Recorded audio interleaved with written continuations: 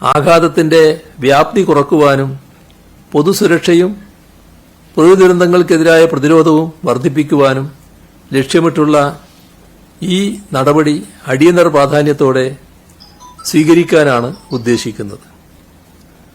നമ്മുടെ സംസ്ഥാനത്ത് ഈ കാലവർഷത്തിന്റെ ഭാഗമായി പലയിടങ്ങളിലും കെടുതികൾ ഉണ്ടായിട്ടുണ്ട്.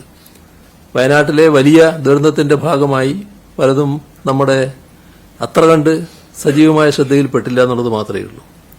എന്നാൽ കോഴിക്കോട് വടകര താലൂക്കിൽ വാണിമേൽ പഞ്ചായത്തിൽപ്പെട്ട വിലങ്ങാട് കഴിഞ്ഞ ചൊവ്വാഴ്ച പുലർച്ചെ മഞ്ഞച്ചീളി മലയുടെ മുകളിൽ വിവിധ സ്ഥലങ്ങളിലായി ചെറുതും വലുതുമായി 6ഓളം ഉരുൾപൊട്ടലുകളുണ്ടായി.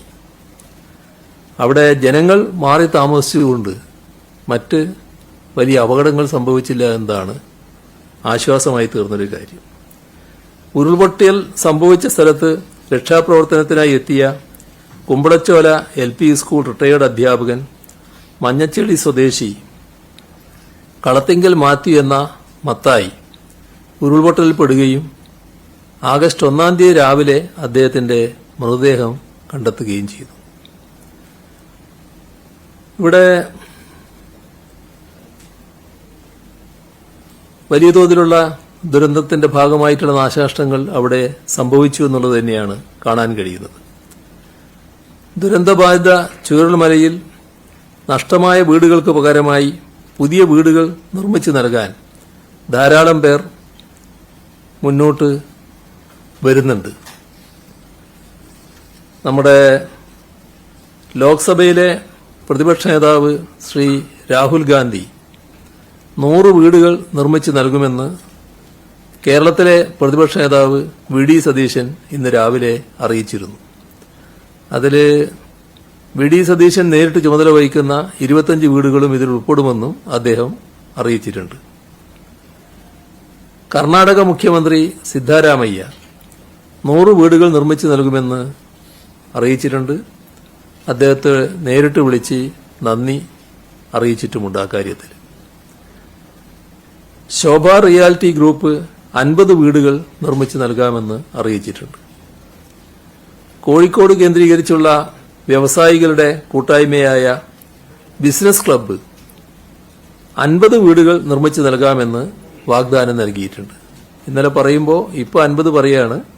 അത് ചിലപ്പോൾ വർദ്ധിച്ചേക്കാം എന്നും അവർ പറഞ്ഞിട്ടുണ്ട്. ലൈബ്രറി കൌൺസിലിന്റെ ജീവനക്കാരുടെ 2 ദിവസത്തെ വേതനവും സംസ്ഥാന ജില്ലാ താലൂക്ക് കൌൺസിലിലെ ഭാരവാഹികളുടെ ഓണറേറിയവും എക്സിക്യൂട്ടീവ് കമ്മിറ്റി അംഗങ്ങളുടെ സിറ്റിംഗ് ഫീസും ലൈബ്രറിയന്മാരുടെ അലവൻസിൽ നിന്നുള്ള വിഹിതവും ഗ്രന്ഥശാലകളുടെ ഗ്രാന്റിൽ നിന്നുള്ള വിഹിതവും ചേർത്ത് 1 കോടി രൂപ മുഖ്യമന്ത്രി ദുരിതാശ്വാസ നിധിയിലേക്ക് കൈമാറുമെന്ന് അവർ അറിയിച്ചിട്ടുണ്ട്. ഉന്നത വിദ്യാഭ്യാസ വകുപ്പിന് കീഴിലുള്ള നാഷണൽ സർവീസ് സ്കീം NSS മാതൃകാപരമായ ഒരു തീരുമാനം അവരെടുത്തിരിക്കുകയാണ്. ദുരിതബാധിത കുടുംബങ്ങൾക്കായി 150 ഭവനങ്ങൾ നിർമ്മിച്ചു നൽകും, അല്ലെങ്കിൽ അതിന്റെ തുക സർക്കാരിന് നൽകും.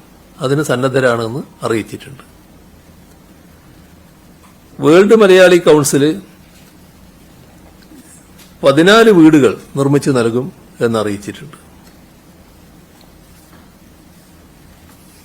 Fruits valley farmers producer company 10 ഏക്കർ ഭൂമി ഏറ്റെടുത്ത് കൃഷിയോഗ്യമാക്കി 10 മുതൽ 15 വരെ കുടുംബങ്ങൾക്ക് നൽകാമെന്നുള്ള സന്നദ്ധത അറിയിച്ചിട്ടുണ്ട്. കാന്തപുരം AP അബൂബക്കർ മുസ്ലിയാർ ദുരിതബാധിതർക്ക് വീടുകൾ വെച്ച് നൽകാൻ സന്നദ്ധ അറിയിച്ചു. രക്ഷാപ്രവർത്തനം തീരുന്ന മുറക്ക് മതിയായ ഭൂമി ലഭ്യമാകുന്നതോടെ നിർമ്മാണ പ്രവർത്തനങ്ങളിൽ ഏർപ്പെടാമെന്നാണ് അദ്ദേഹം അറിയിച്ചിട്ടുള്ളത്.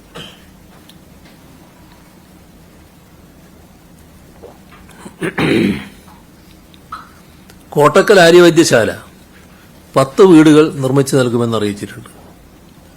കൊച്ചിൻ ഷിപ്പ്യാർഡ് ലിമിറ്റഡ് മുഖ്യമന്ത്രിയുടെ ദുരിതാശ്വാസ നിധിയിലേക്ക് 1 കോടി രൂപ സംഭാവന നൽകി.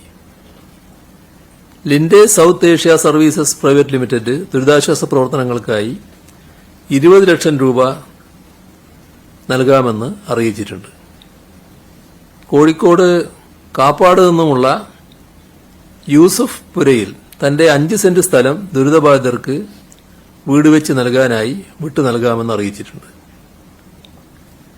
മുഖ്യമന്ത്രിയുടെ ദുരിതാശ്വാസ നിധിയിലേക്ക് പ്രവാസ ലോകത്തു നിന്നും ചലച്ചിത്ര മേഖലയിൽ നിന്നും ഉണ്ടാകുന്ന സഹായ സന്നദ്ധ പ്രത്യേകം എടുത്തു പറയേണ്ടതാണ്. പ്രമുഖ ചലച്ചിത്ര താരങ്ങൾ നൽകിയ സഹായം ഇന്നലെ തന്നെ നിങ്ങളെല്ലാവരും റിപ്പോർട്ട് ചെയ്തിട്ടുള്ളതാണ്. അതിനു പുറമെ ചലച്ചിത്ര താരം നയൻതാര 20 ലക്ഷം രൂപ നൽകിയിട്ടുണ്ട്. സിനിമാ നടൻ അലൻസിയാർ 50,000 രൂപയും നൽകിയിട്ടുണ്ട്. ഇവിടെ കാലത്ത് നമ്മുടെ കിംസ് ഹോസ്പിറ്റലിന്റെ സഫദുള്ളയും ബ്രദറും വന്ന് 1 കോടി രൂപ നൽകിയിട്ടുണ്ട്. ശ്രീ മോഹൻലാൽ ഇന്ന് സൈനിക വേഷത്തിൽ ദുരന്ത മേഖലയിലെത്തി രക്ഷാപ്രവർത്തനങ്ങൾ നേരിട്ട് കണ്ടു. അതോ പോത്തീസ് റീറ്റെയിൽ പ്രൈവറ്റ് ലിമിറ്റഡ് ഇന്ന് കാലത്ത് 50 ലക്ഷം രൂപ നൽകിയിട്ടുണ്ട്. ഇവിടെ എല്ലാവരും നല്ല ആരോഗ്യകരമായ സമീപനമാണ് ഇതിനു നേരെ സ്വീകരിച്ചിട്ടുള്ളത്. മാധ്യമങ്ങളെ പ്രത്യേകമായിട്ട് തന്നെ അഭിനന്ദിക്കേണ്ടത് ഉണ്ട് എന്നാണ് തോന്നുന്നത്.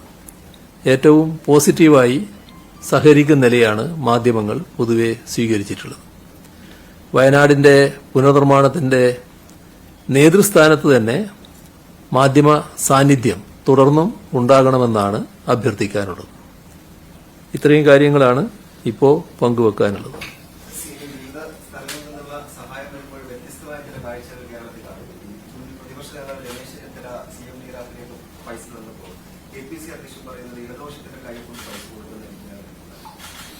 ഇടതുപക്ഷത്തിന്റെ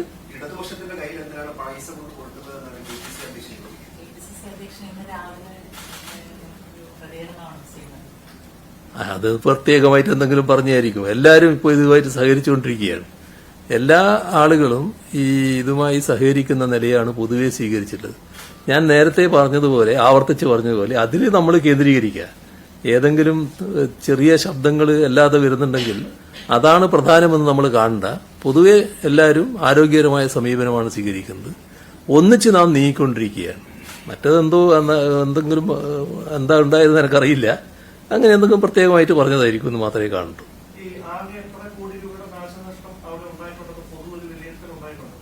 ഇല്ല, അതെടുത്തുകൊണ്ടിരിക്കുന്നല്ലേ ഉള്ളൂ.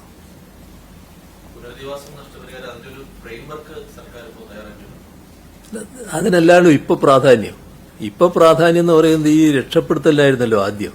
ഇപ്പൊ ഇനിയും ആരെങ്കിലും ബാക്കിയുണ്ടെങ്കിൽ ആ അത്തരം ആളുകളെ രക്ഷപ്പെടുത്തുന്നതിനാണ്. ഈ ദിവസങ്ങളൊക്കെ അതിനാണല്ലോ. എന്നാൽ അതേസമയം തന്നെ മറ്റു ചില ആലോചനകളും ആരംഭിച്ചിട്ടുണ്ട്. ഒട്ടും വൈകാതെ തന്നെ അതിവിശദമായ പുനരധിവാസ പാക്കേജ് തയ്യാറാക്കുകയും ചെയ്യും.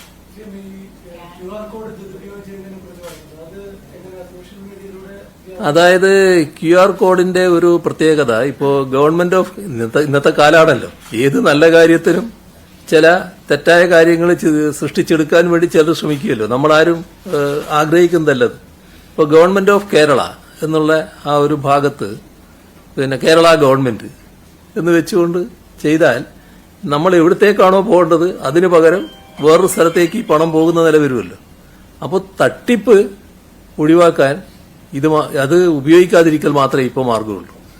ഇത് വ്യാപകമായിട്ട് വരുമ്പോൾ ചിലരത് ദുരുപയോഗിച്ചേക്കാമെന്നൊരു സാധ്യത കാണുന്നുണ്ട്. അങ്ങനെ ചില ശ്രമങ്ങൾ ഉണ്ടായതായും ശ്രദ്ധയിൽപ്പെട്ടു. അതുകൊണ്ടാണ് അതിപ്പോൾ ഉപയോഗിക്കേണ്ട എന്ന് കണ്ടിട്ടുള്ളത്.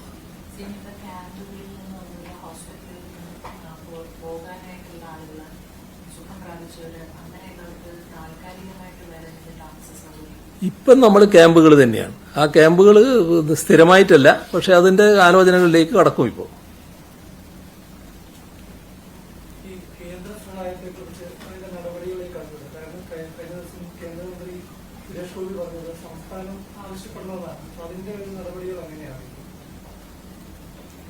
അല്ല, അത് സാധാരണ അക്കാര്യത്തിൽ നമ്മൾ സ്വീകരിക്കുന്ന നടപടിക്രമങ്ങളുണ്ടല്ലോ.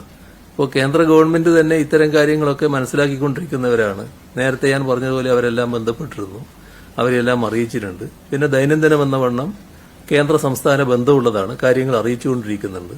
എല്ലാവരും ഈ കാര്യത്തിൽ പോസിറ്റീവായിട്ടാണ് എടുത്തിട്ടുള്ളത്. ഇത് കാര്യങ്ങൾ നല്ല രീതിയിൽ സഹകരിക്കാൻ തയ്യാറാകുമെന്നാണ് നമുക്ക് പ്രതീക്ഷിക്കാവുന്നത്. ഇതിവിടെ ഒരു വലിയ അതിതീവ്ര ദുരന്തമാണ് ഇവിടെ സംഭവിച്ചിട്ടുള്ളത്. അങ്ങനെയൊരു ദുരന്തമായിട്ട് ഇതിനെ പ്രഖ്യാപിക്കുന്നതിന് വിഷമമുണ്ടാവില്ല. സാധാരണഗതിയിൽ ചെയ്യാവുന്നതാണ്. ദേശീയ ദുരന്തം ആയി പ്രഖ്യാപിക്കണം നേരത്തെ തീരുമാനിച്ചിട്ടുണ്ട്. എന്നാൽ അതോടൊപ്പം തന്നെ ഇങ്ങനെ പ്രഖ്യാപിച്ചാലും ചില കാര്യങ്ങൾ പ്രത്യേകമായി ചെയ്യാൻ സാധിക്കും. അത്തരം കാര്യങ്ങളൊക്കെ ബന്ധപ്പെട്ടുകൊണ്ടിരിക്കുകയാണ് കേന്ദ്ര ഗവൺമെന്റുമായിട്ട്. അപ്പോൾ നമുക്ക് അവസാനിപ്പിക്കാമല്ലോ. ശരി. മുഖ്യമന്ത്രിയാണ്